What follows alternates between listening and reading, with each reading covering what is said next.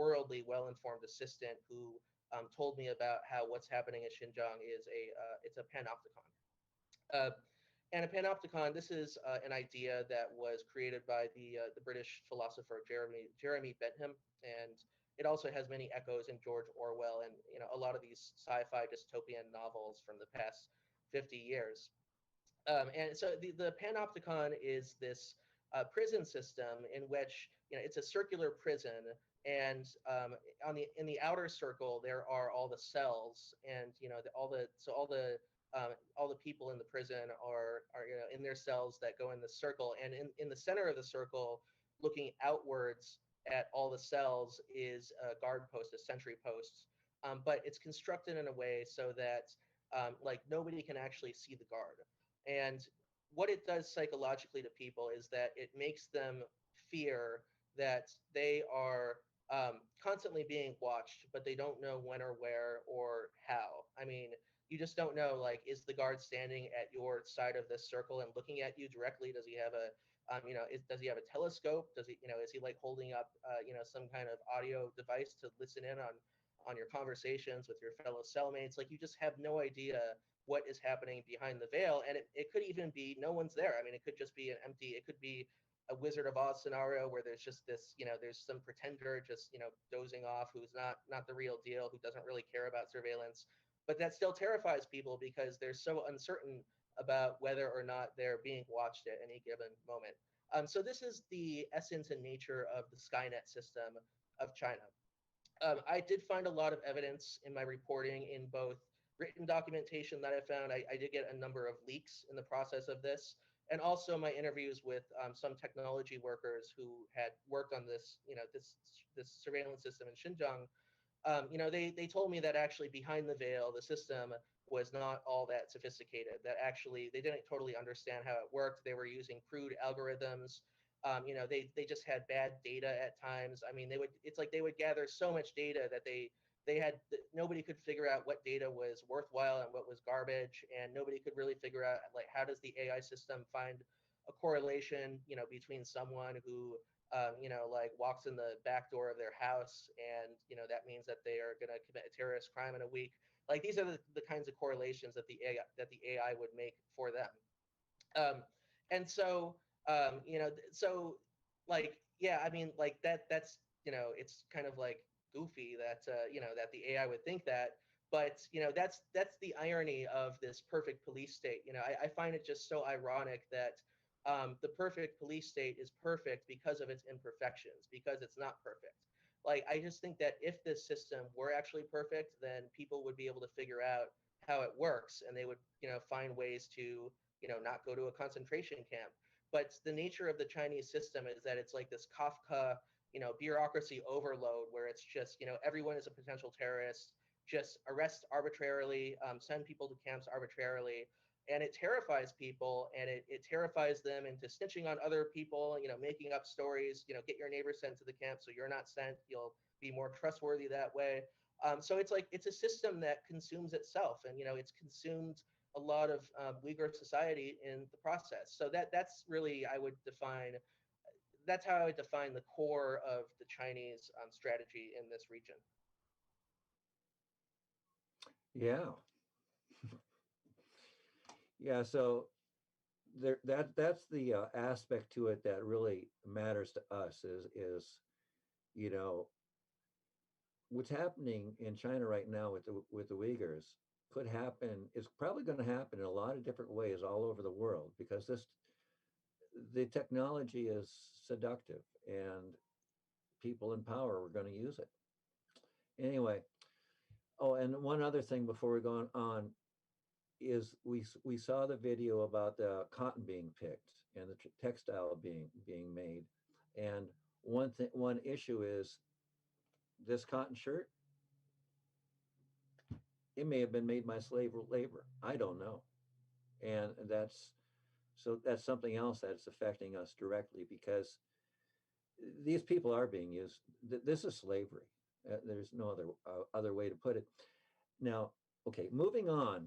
The word genocide has come up. Now, Anderson Cooper, in his Milquetoast report, he said, some governments have described this as genocide, and a lot of other weak reports question whether or not it's a genocide or not.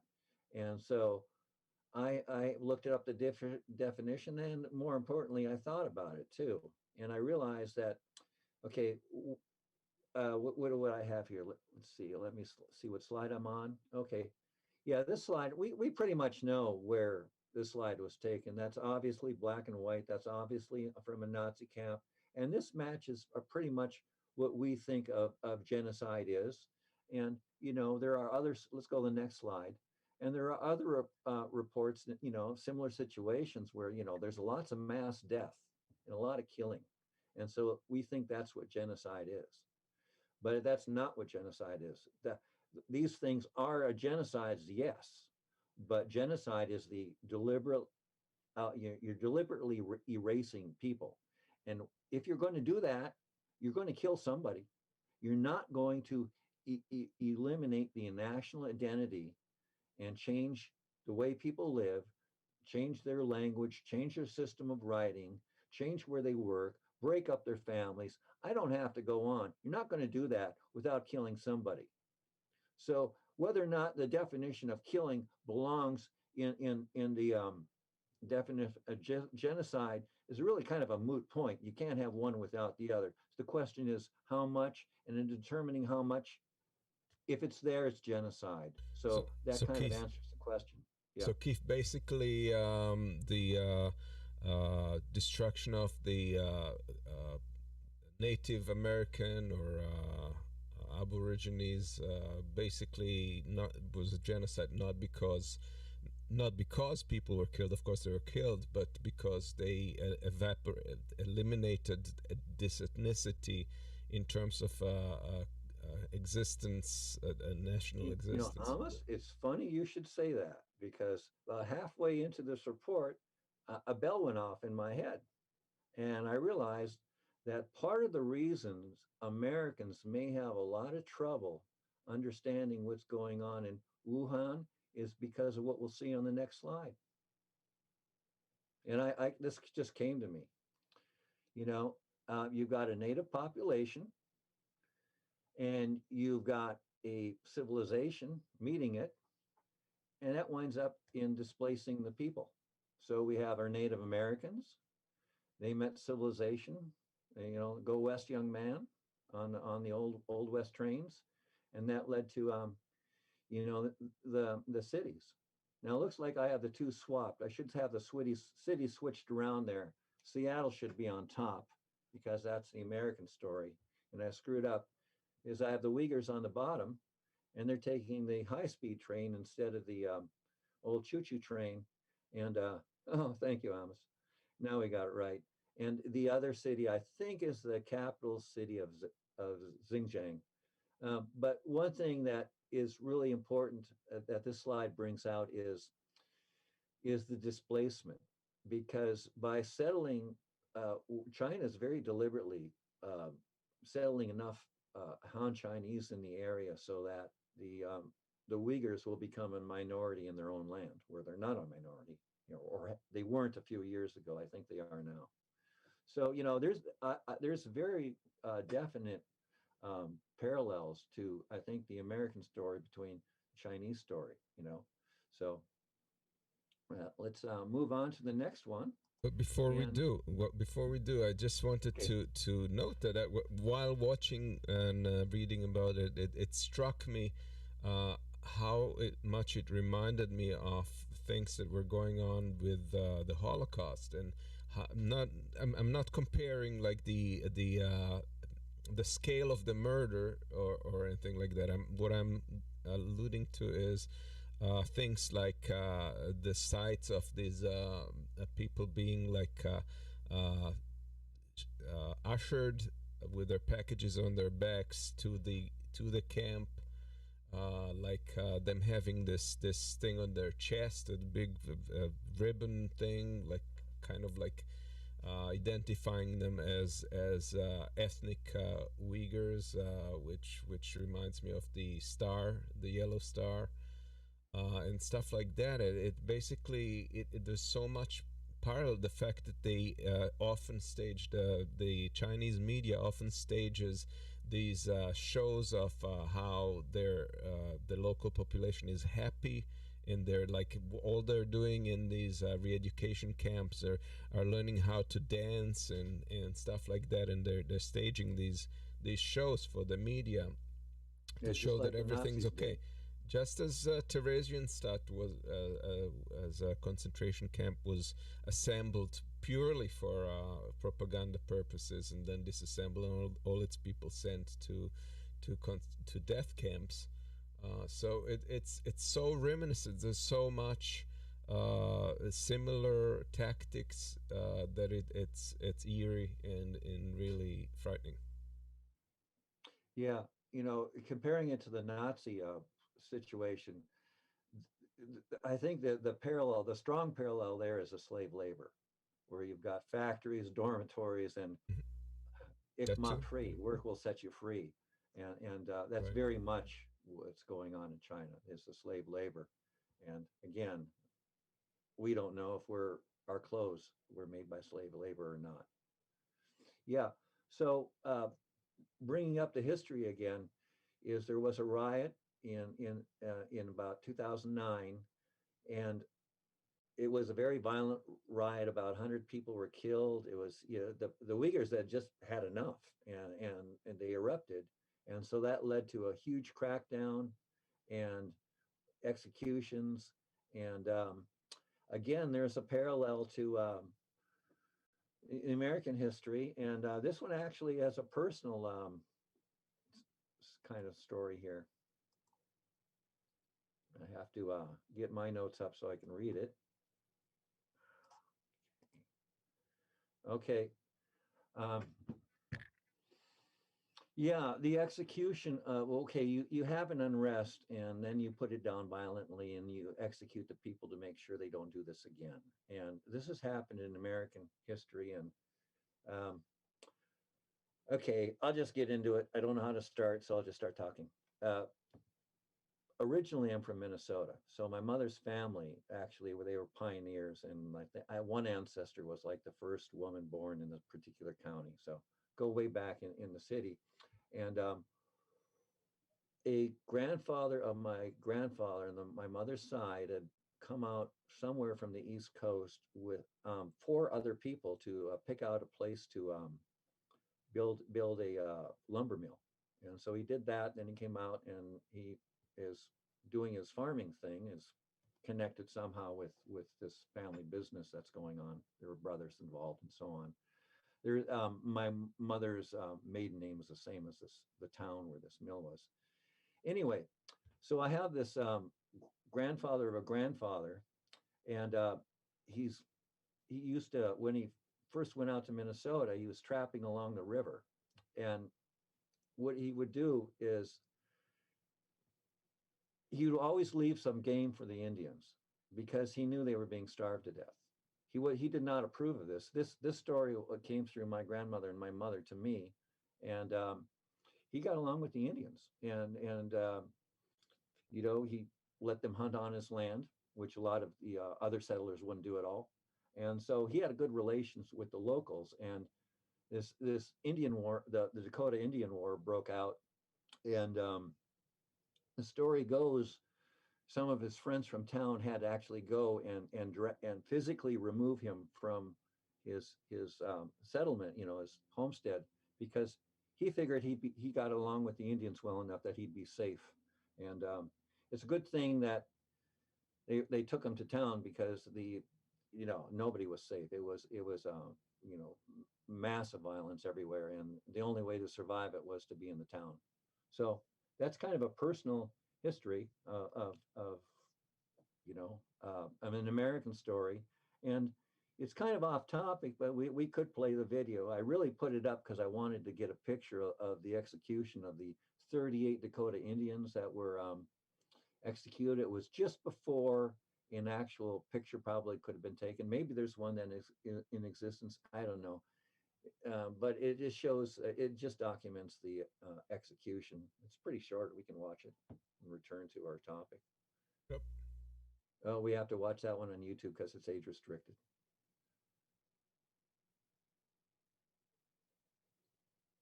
That fateful day, they were led out of the prison compound. They were shackled and chained together. They had hoods on them. The women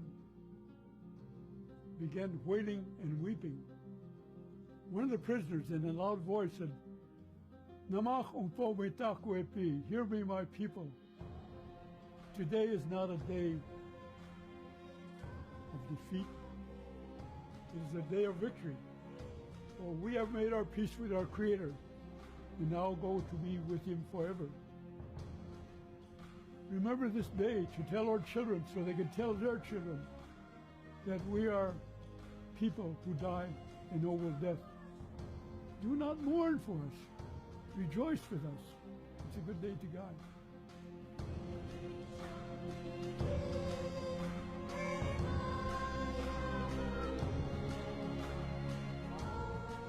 And then he lifted up his voice and began singing.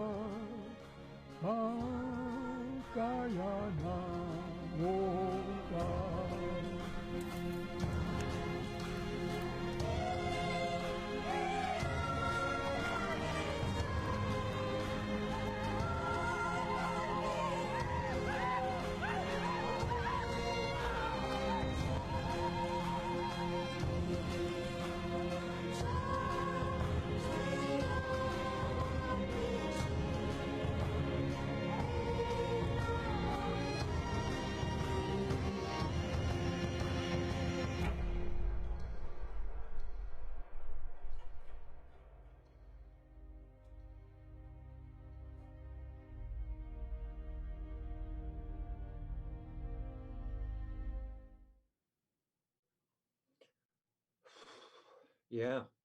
So, that's the American history. And one thing about the Uyghurs is they are good horsemen. So one can wonder if 100 years from now, if there won't be a band of Uyghurs riding into one of their cities saying, "Oh, this is where, they executed so many of our people," because the parallel is pretty clear.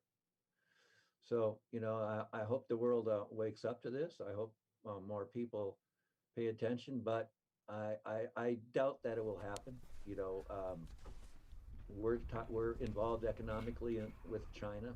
It was pretty clear from, the Anderson Cooper report, which was, doing this report just really fascinating because I watched that report. I liked the Anderson Cooper report, didn't see a thing wrong with it.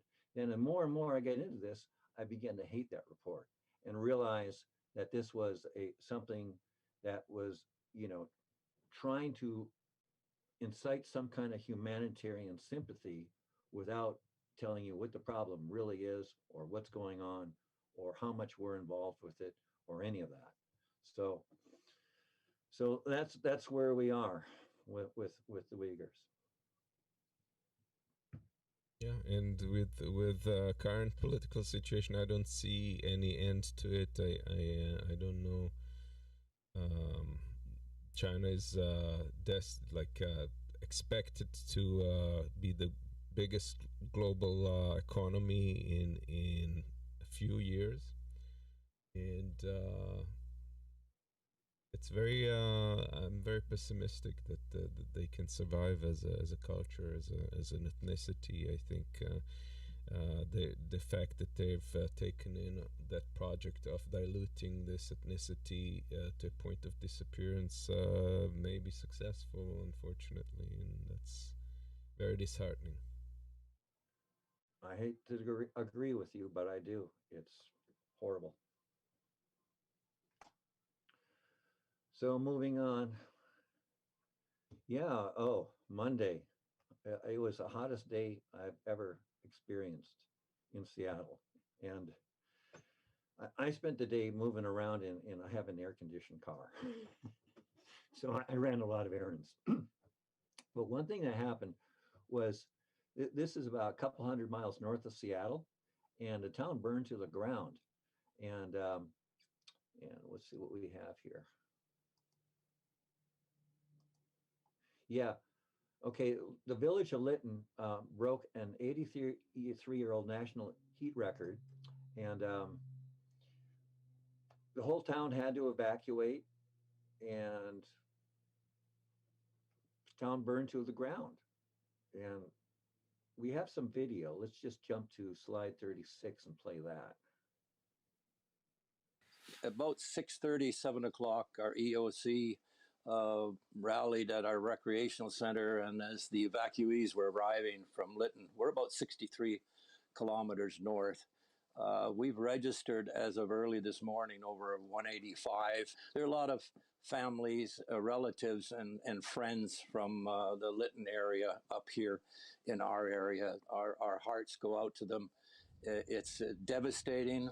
We have our rec center gymnasium, which is our registration, and that's full of food, clothing, all kinds of personal items that are required because many of the people had to rush, and some even without their shoes, believe it or not. I'm really proud and pleased of our businesses, all of which have opened, our pharmacies and the like, and also individual residents coming and rushing down with all kinds of food and the like. We've got our gymnasium set up, but we also have the arena set up with about 80 cots. Many, because of the heat, are sleeping outside and enjoying it. Last night, in checking with a number of them, enjoying the sleep, mind you, but not so much, obviously, why they're here. And our campground is open, and we have many of the firefighters from the McKay Creek also staying at our campground. So they're also at some of our First Nation band locations. And we're just working hard to get all the registrations up to date so that we can account for everybody. It's emotional, it's devastating, and it is. And we're here for them. I'm proud of our staff and our council and all our residents and everyone that has helped out. It's made it so much easier, as difficult as the situation is. And we're here to support all the people of Lytton, the town, and the local First Nations surrounding it. Yeah. Yeah, so what happened there, the town burned to the ground. It's the start of fire season here. So what happens is you say you get a thunderstorm, or you get a thunderstorm and starts a fire, and then that creates smoke, which produces a special kind of cloud called a pyrocumulonimbus cloud. And I know I didn't say that right. Anyway, you get this cloud that is generated by fire, which makes more lightning, which makes more fire, which means that for the next 3 months around Seattle, I'll be smelling smoke in the air and getting a headache, and it'll be going on for a really long time because it's going to be hot. This is going to be a year to remember, unfortunately. So that's our kind of climate report for the week. There a lot more has happened, and that's probably what I'll concentrate more on the future is to bring us up to date on what's happening with climate issues. Yeah. But and on another note, we had news of the CFO of the Trump organization being indicted on offenses related to tax evasion and tax crime. It is hard to see yet what the implication will be on Trump. Obviously, everybody around him has been by now implicated in criminal offenses, and yet he has not yet been. Now the question is whether this is going to have any effect whatsoever in 2024. He's already stated that this is his regular witch hunt claims, and how it's unfair to him and everything. And some say that he's relieved that so far the attack has been on his CFO. Basically, the CFO, the part of the accusations is that he's like falsified. He was being paid extra through the Trump administration by claiming that his apartment, that his high rent apartment was actually resided by the Trump organization, not by his family, and such things. And he's just basically been paid in various ways, like off the books, evading tax, and that's now he's in hot water. So Weisselberg's in hot water, and the question is whether they can ratchet up the pressure on him in order to give up information about Trump. As you remember, they tried to do that with other people around Trump, but at that point, Trump was still president. Although Michael Cohen did cooperate, and that still didn't help convict or indict Trump. So the question is it? What do you think, Keith? Is it going to have any real results on Trump, or is it just going to be one of those failed attempts that don't move the needle at all? Well, I'll say it won't move the needle much. You know, there's going to be a lot of talk through the months, the years about Trump, but really, you know, are people really going to go after him? I don't think so. You know, he's too much part of the system. You know, to go after him means exposing other people. It means looking at our stuff, and nobody wants to do that. So people will scream about Trump. They'll call him a bad person, but I really don't think they'll do anything. That's my opinion. You wanted an opinion, you got one. Yeah, what's disturbing is that so far Democrats have not yet really put the pedal to the metal in terms of going after Trump and his surroundings and the Republican Party in terms of the insurrection that was attempted on January 6th and the lies that they've been sticking to, and increasingly so, in terms of the election fraud argument. And we know that now 70% of Republicans at this point already believe that this election has been fraudulent or stolen, in spite of the fact that none of this has been had gotten any traction on the ground in terms of evidence. And I think that that's a big mistake, to leave everything to the criminal aspects of like tax evasion or whatever, even though that's how they got the mafia people in the history of criminality. I don't think that's sufficient.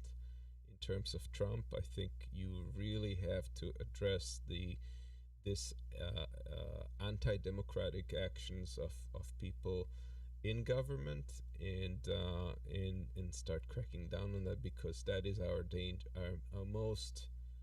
our biggest danger in just a few short years.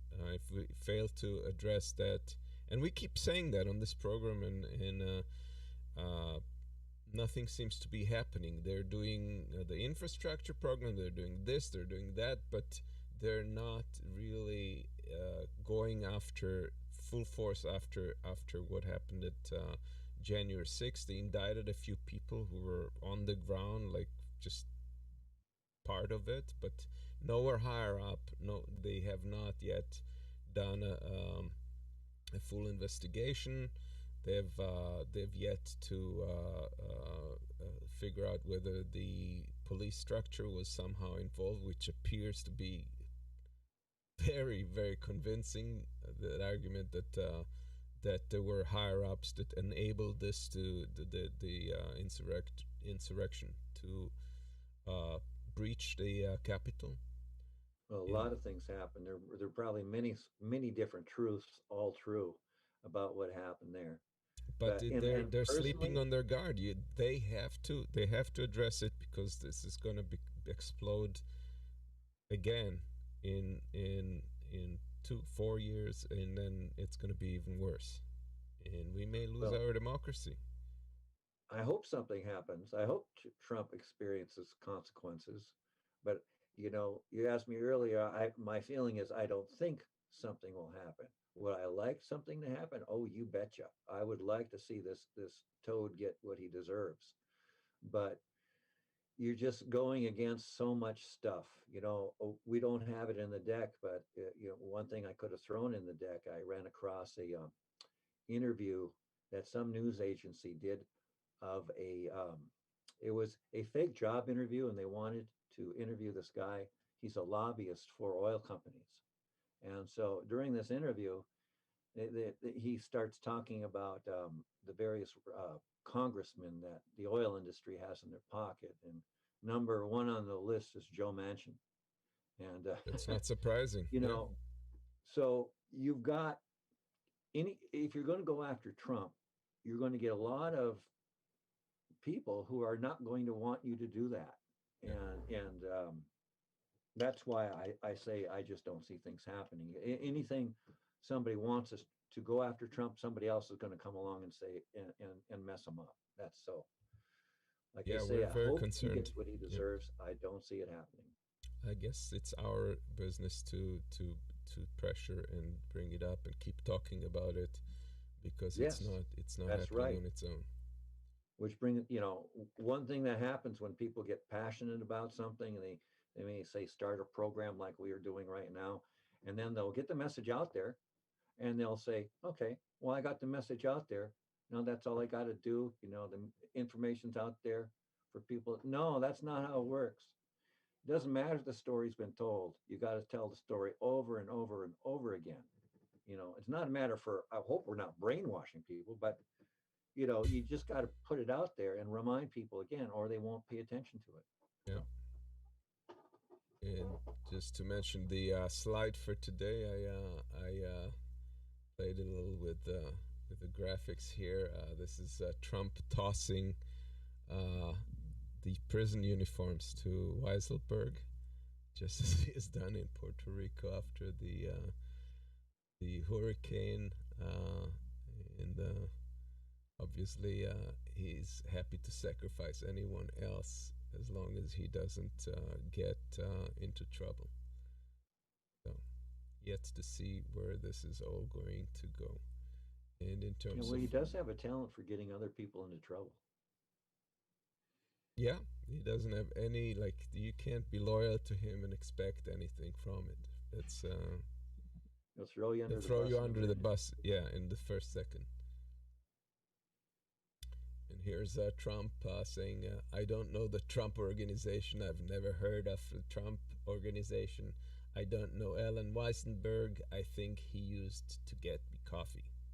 I know nothing. Yeah. And this is Trump saying, Weiselberg, your next payment will be in the form of a scholarship to Penn State. Oops, I meant State Penn.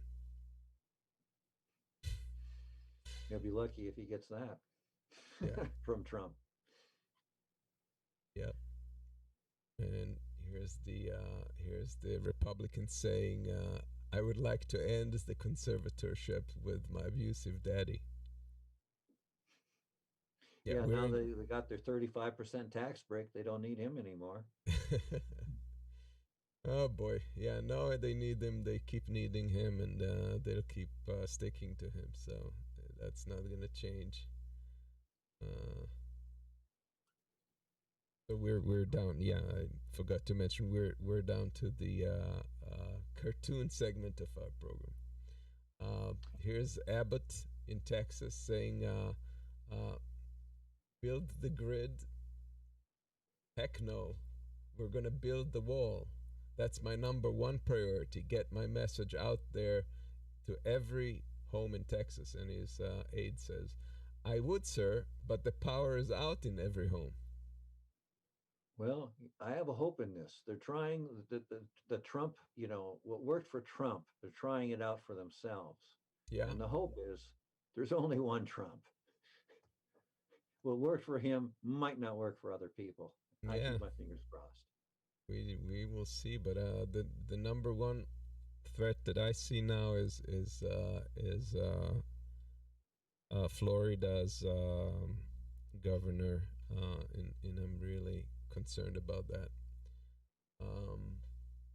And here's the school closure for lead and asbestos, and an active shooter drill is going on, and the woman there is saying, "I'm worried that children are being exposed to critical race theory." And that's reference to the recent war on critical race theory. Well, maybe not so recent, but yeah. whenever they don't have anything else to say. I spent some of the week reading up on critical race theory just so I could talk about it intelligently if I ever have to. And so we won't talk about it anymore.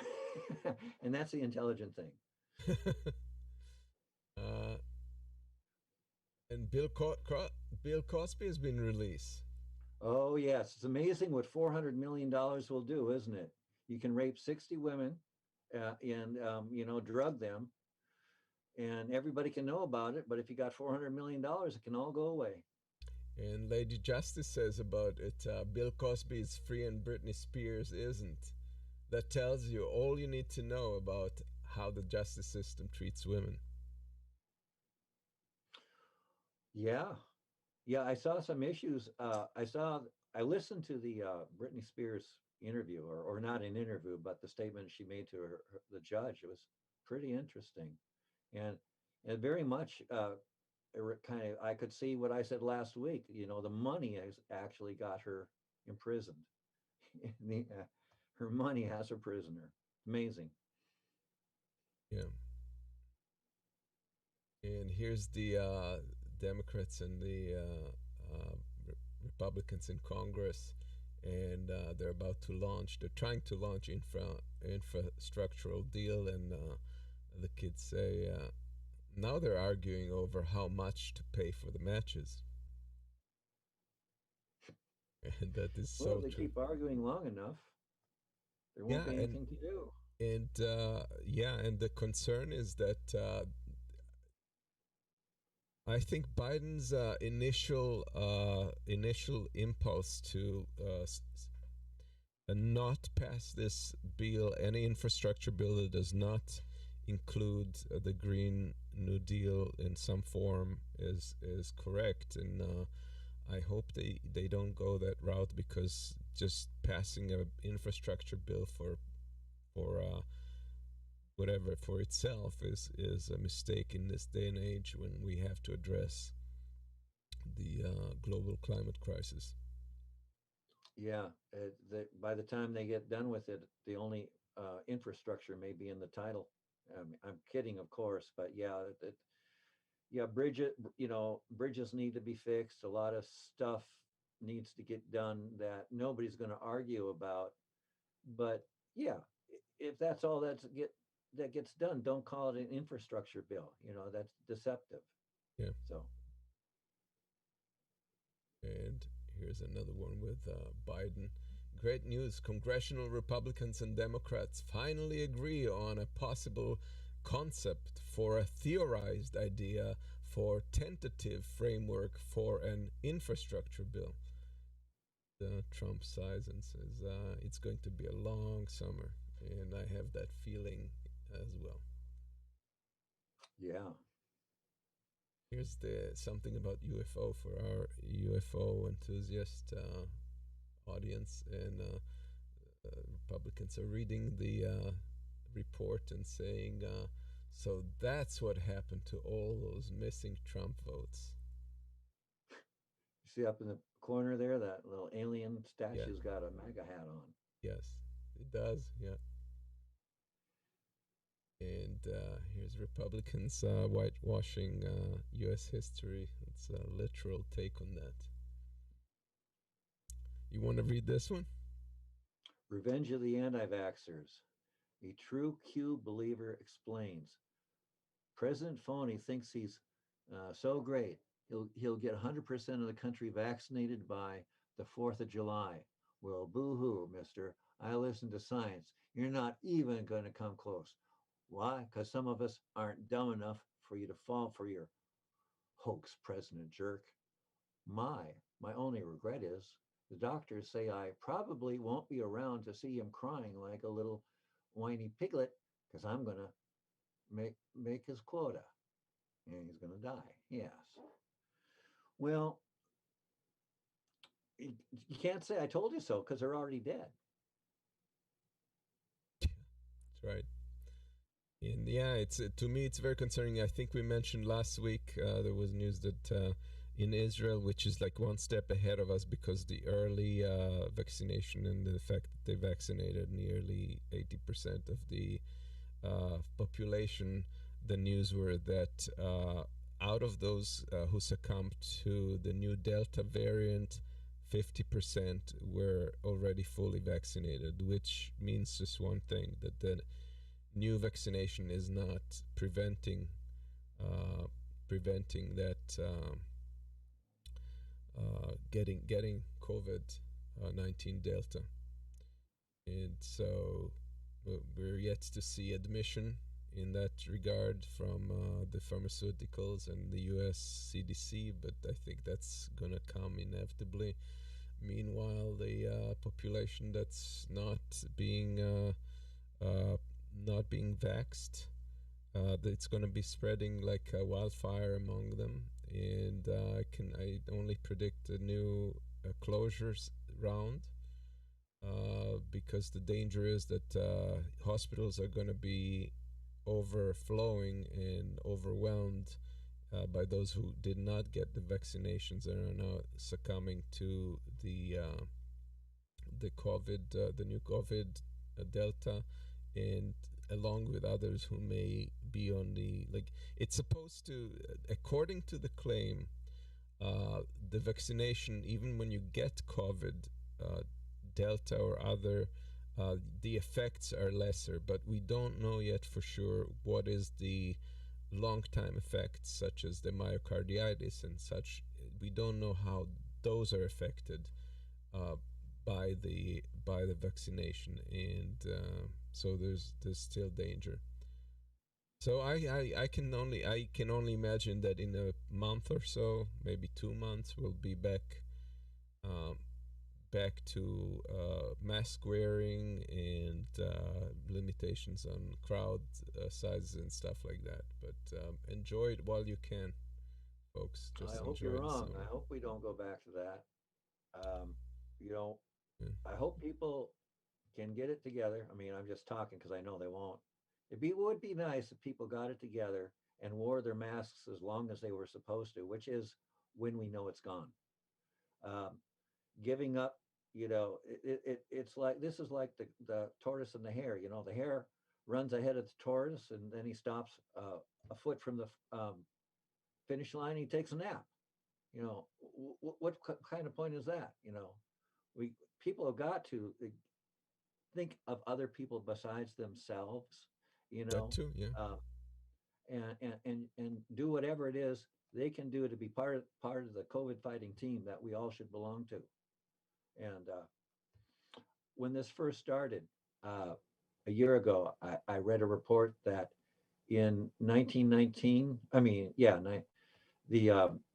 during the Spanish flu, that I think the fines for not wearing a mask in San Francisco was $500. And when I read this a year ago, I thought, whoa, $500 in 1919 money, which would probably be like 10 grand a day. I don't know. This is a big deal. And like, Yeah. how could these people be so cruel, or whatever? So here I am a year later, and I'm thinking, only $500? No, I'm kidding about that. But what my point is, I do understand why it had to be that big, Mhm. because some people just don't want to cooperate.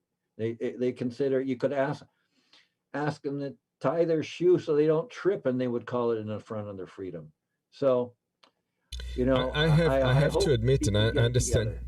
I understand the fatigue people feel about this whole thing, and I have to admit that I have kind of laxed also with wearing masks and so forth. Even though I tried to do it only in open spaces, but that I've also been indoors with no mask or gone to restaurants at this point. But I'm doing it with a full understanding that I'm taking a certain amount of risk. There is maybe a low risk at this point because the Delta hasn't spread out more than like 15% or so yet, but I am aware that there's a minute chance that something would happen. So yeah, that's well, nature. what I do is when I'm talking to another person I know is vaccinated like I am, I wear my mask off the ear. Mm-hmm. That way I'm ready to put it on if somebody else walks by. Yeah. All right, let's go on. So here's a real estate one, and here's a charming 1-bedroom home in your price range. That's a dog's house, and that's very much the situation nationwide. It's really a seller's market, and I couldn't resist adding this one as a realtor. Here we go. Marjorie Taylor is in the news. She went to a Holocaust museum, and now that she's been to the Holocaust museum and apologized, they're suggesting that she also go to the Museum of American History, Museum of African American Culture, and Women's Museum to enrich herself. Yeah, my son was actually in Washington, D.C. a couple of weeks ago, and he went to the Native American Museum, and he said it was really good. It is. Really yeah, I've been there too. And here's the U.S. vaxxers. They're trying to get it up. Biden's looking at it at 70% almost. And in the meantime, the Republicans are looking at the Republicans still think the election was stolen. And they're saying, what's wrong with people? You'd think we could get more than 70%. Here's one about Rumsfeld. Oh, here passed we go. away Yeah. this week.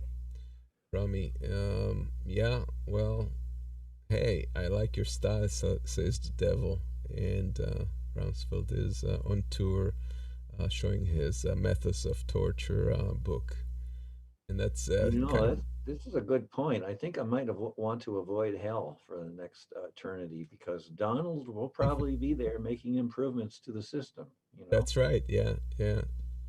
Here's another one with the devil. Turn out you go to the great unknown with the soul. You have not the soul you might want or wish to have at a later time. Here, your key card breakfast is never. And yeah, Rumsfeld has really been like the face of the Bush administration's torture policy and other things that got us really deep in trouble in Iraq. He lied to get us into a war, and many people died. That makes him a war criminal. Who does it remind you besides Rumsfeld? He's almost like the reincarnation of McNamara. Yeah. Okay, I see it. Yeah. Here's the space program where the billionaires of our time are shoveling money into their own space projects while people are starving. And fortunately, people have not yet realized that when they talk about saving humanity, they mean saving a few humans who will become humanity, because that's what's going to be left. Well, actually, I think they're just bullshitting. They're just they're almost trillionaires now. I mean, they're both worth over 180 billion. They both have part of the space program. They're in it for money. Musk is yeah, of course they're in it for money, but they also want to survive the upcoming upheaval. I think that's just a story, really.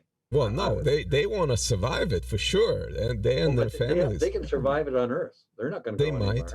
Yeah, that might be. They're shooting for. Why not shoot for the stars? You can maybe it will be successful, and they'll be able to live on Mars or on a space station, space biosphere or something. But they're trying. That doesn't cost them a penny because they're getting all their money from back from the taxpayers. From the taxpayer, that's right.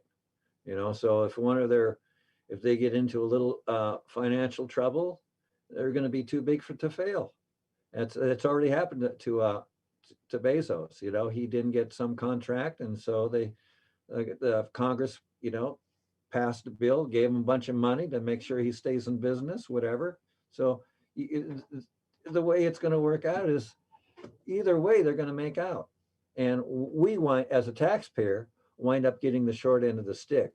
The idea being that, a cheerleader for capitalists would say that the privatization of space gives us a better deal. And it's baloney. And it's 100% baloney. It's going to cost us more this way. Of course, it always has. But so basically, folks, we're paying for these guys to survive. That's the bottom line of it. We are paying for them to survive and for us to perish. Oh, that's unfortunate. Here's one for. Be liking it. Here's one for the 4th of July. Is it weird that we celebrate America by purchasing a bunch of explosives made in a communist country? Well, it's not exactly a communist country. It's not. That's true. It's only by name. Only by name. Yeah. Yeah. I would say it's more of a fascist country at this point, but yeah, that would be the appropriate description. You got capitalist mixed with state. That's what fascism is. Yep. And that brings us to today's end of the program. Unless you have anything else, Keith? No, that's it for me. But what are we going to do for a song? Well, we don't have really a song for this for today. We did not pick one, so we'll have to play last week's then. Well, or we can just go out on a whimper. I like that better. Or a bang. So, which one would you like? The last week's? Sure. All right.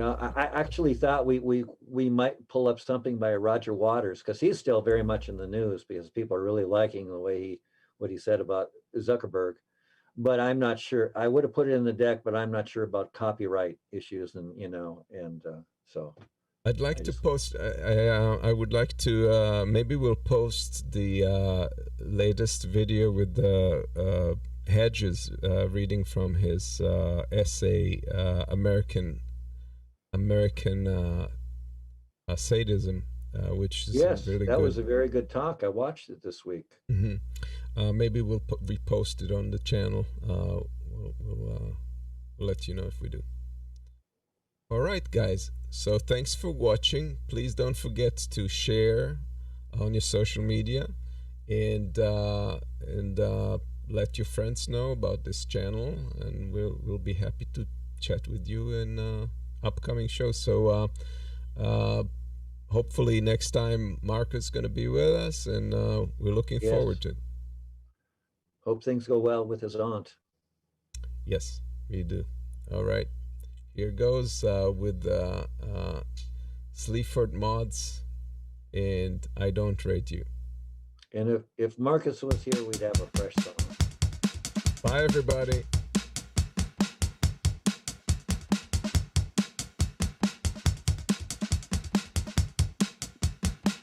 Yeah, me and Danny Olive.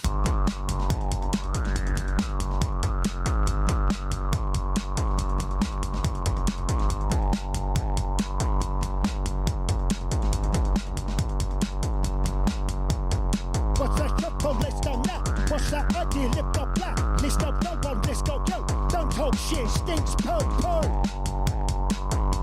I don't break you. She's up right now, that's what he said. Blokes that kiss us in the end. Blokes commercial boring twat. I don't really like things like that. I don't break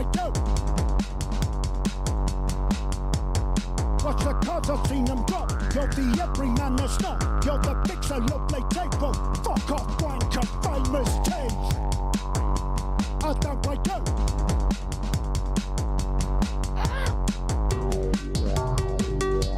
I don't like you. I don't like you. I don't like you.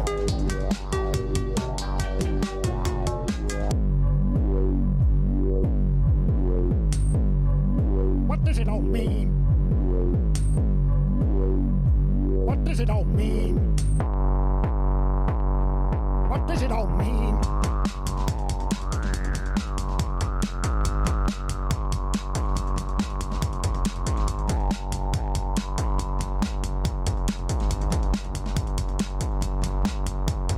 What you telling me that for?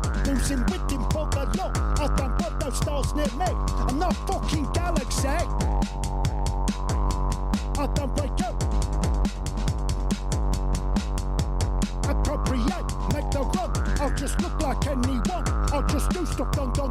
It's invested like that, right run out Paul. I don't break you. I don't need no castle run. I don't want a motorsport. I don't need no horses running. I don't need no princess abseiling down the fucker. I don't break you. I don't like you. I don't break you. I don't break you. I don't break you.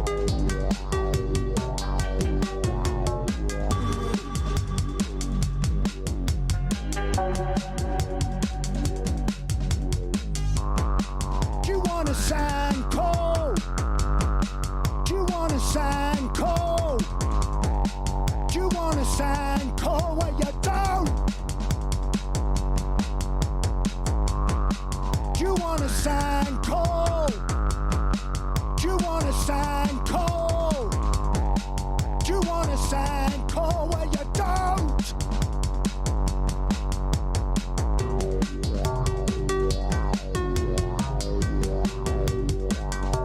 I don't break you. I don't break you. I don't break you.